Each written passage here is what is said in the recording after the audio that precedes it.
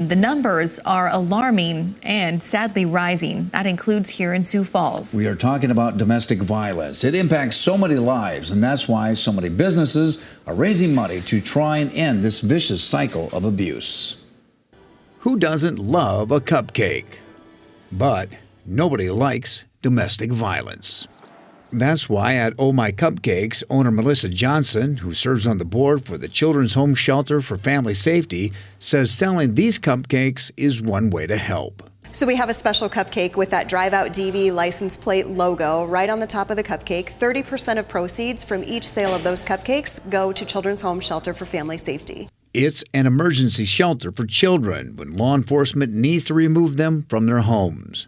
Sadly, it happens more than we know because the violence is sometimes hidden in the shadows and shrouded in secrecy. It's something that people don't like to talk about. They don't like to, think about that happening here in our community.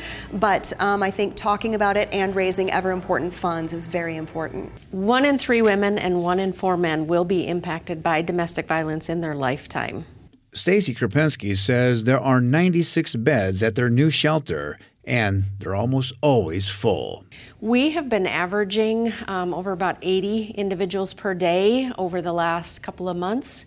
It's been really busy since our move to this new, bigger facility. She wears the shirt, but Krupinski says everyone can be the driving force to end domestic violence. I would love to think I could work myself out of a job and that we wouldn't be needed here anymore.